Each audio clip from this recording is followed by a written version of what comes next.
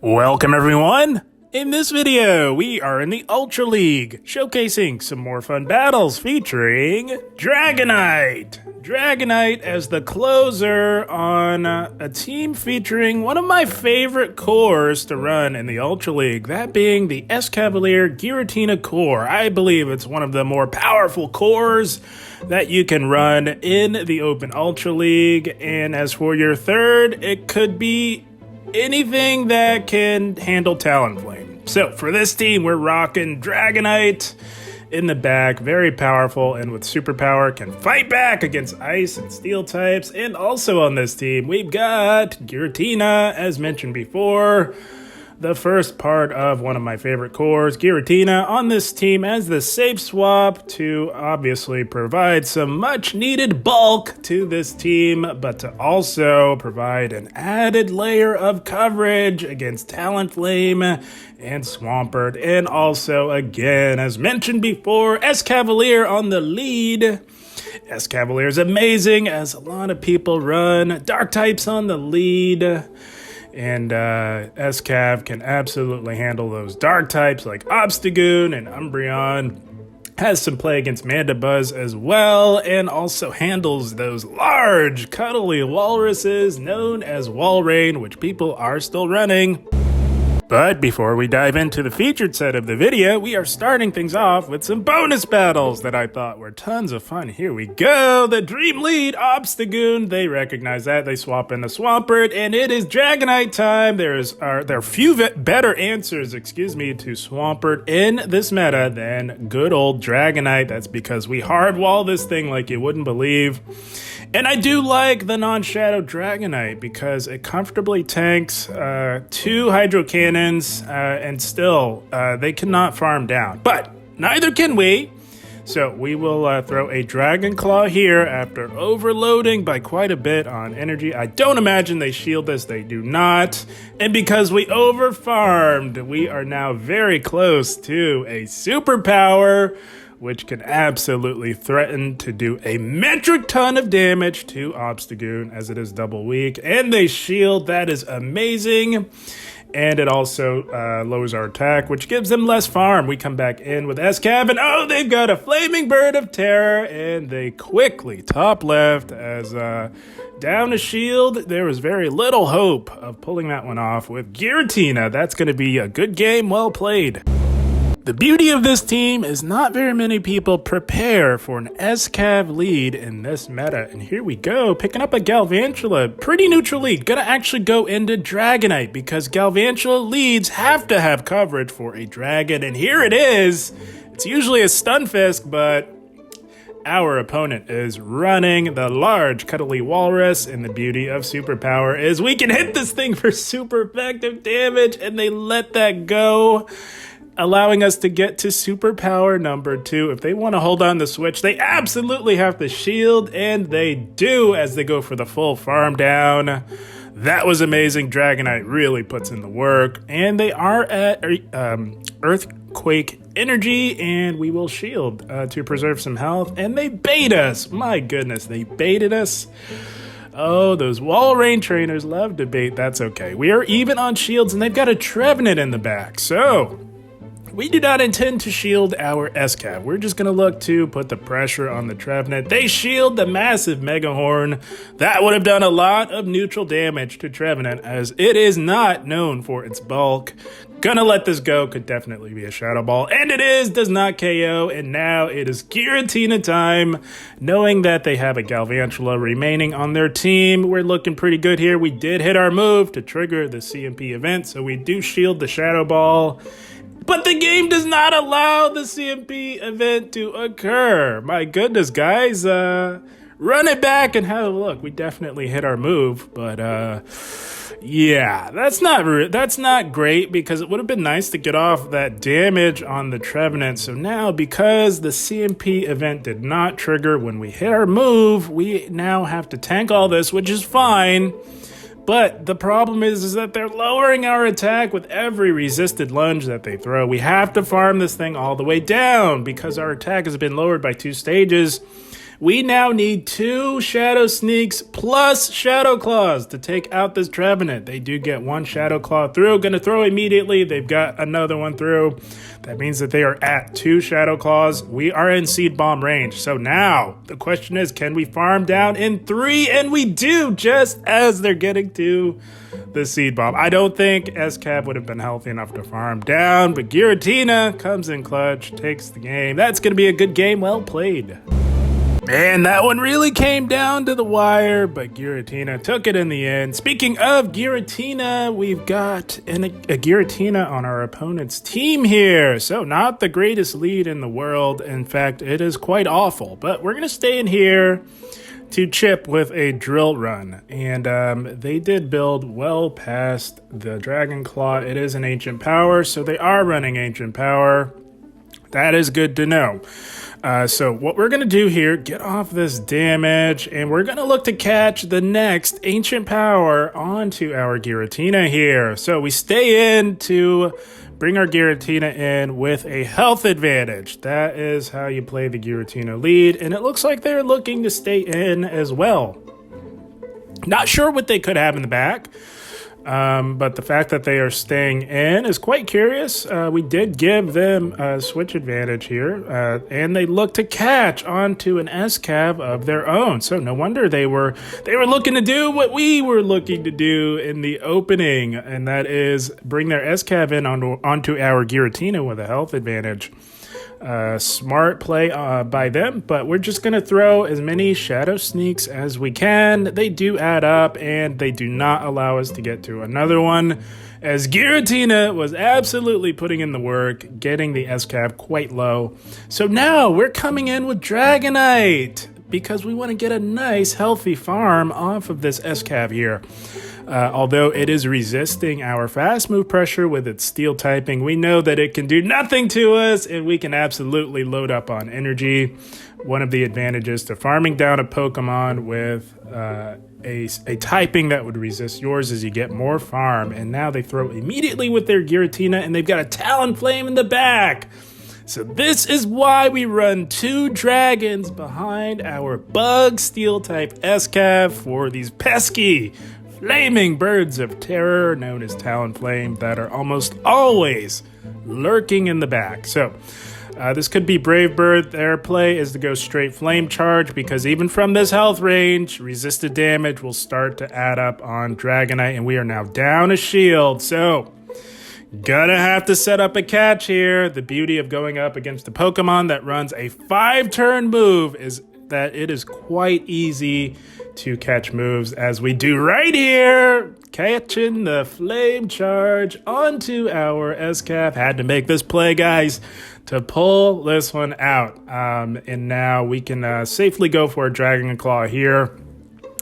And at the time, I knew that we had this in the bag. I briefly forgot that Giratina was still alive, and it is still pretty healthy, but we get the farm down. Dragonite coming in super clutch, closing the game strong. That's going to be a good game. Well played.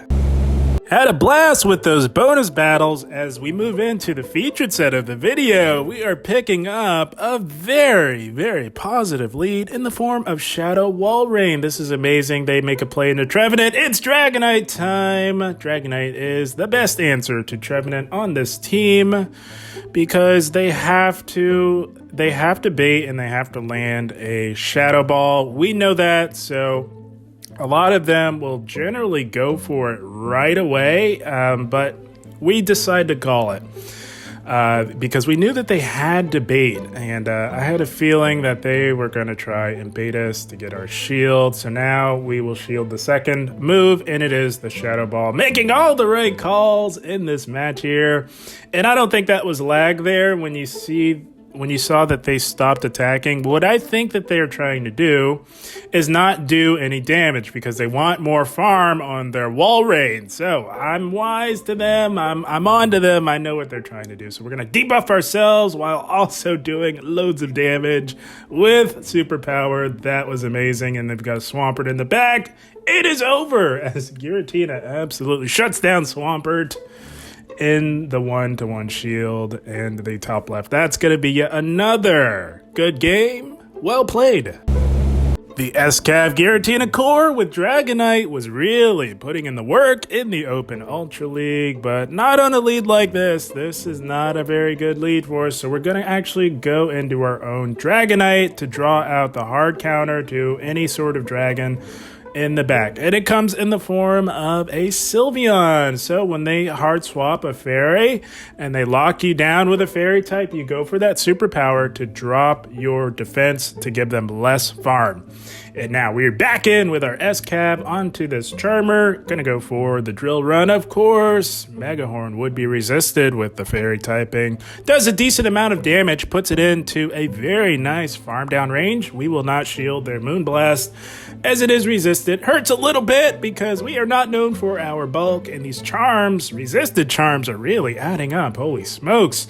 So now with that farm down, gotta go for the massive Megahorn. This is resisted, but guys, this is a Shadow Dragonite. And oh my gosh, that does loads of resisted damage. That is why I choose not to run Shadow Dragonite in this meta, guys. It's too squishy. And we do shield up the Dragon Claw. And oh, they got a Swampert left in the back. Looking pretty good here. They had to have some sort of steel coverage. They're double weak to a steel type, so Swampert is definitely a very logical third on our opponent's team. So we have to play this very carefully, guys. They usually go right for the big EQ. They have to land an EQ to pull this out in the 1-to-2 shield. So we know that we're going to shield this because they usually go right for it, knowing how bulky we are. A lot of trainers usually tank that. So now we have to get crafty here. We are burning the clock here. They're at 6. They have to hit their move. It takes 1 turn to hit their move. Excuse me, they were at the EQ. It takes 1 turn to hit the move. It takes 1 turn to swap, and we catch that. Making the game-winning play to take it home, guys. Had to make that play yet again to pull this one out, and we did. You'd love to see it. That's going to be a good game. Well played. Oh, I had a fun time running this team. It was amazing. And here we go. Shadow XL Slowbro on the lead. This is a very, very risky pick to run in this meta, guys, with all the ghost and dark types. My goodness. Shouts to them for running the spice. But we can threaten to nearly one-shot with Megahorn. In fact, I think as a Shadow, it does one-shot as they do shield there. We don't have to shield anything from this Slowbro, although it will hit us pretty hard. It is a Shadow, and it does have Stab. They go Psychic there. So now we have an excellent answer in the form of our Giratina. We go into it, and they meet us with an equally excellent answer to our Giratina in the form of Snorlax. My goodness. So this one's getting a little tricky. We are at a shield advantage, and it's really not so bad against Snorlax because although they are double resisting our fast move pressure, we resist their traditional moveset of Body Slam Superpower, and we know that, so we elect to no shield this, and it's an Outrage! Holy smokes, they're running Outrage. My goodness, shouts to them. Holy smokes. And just like that, our Giratina is gone. Not going to shield this. We're just going to 2-shield Dragonite and hope for the best. Going to farm this thing all the way down. They will not make it to another move in time. And now we know that they have that Slowbro in the back. Going to go for the Dragon Claw, of course, as Superpower would be resisted. And they do tank that. And now they've got a Walrein in the back. So 2-shield Dragonite can do nothing with a Walrein in the back. This one is basically GG's for them.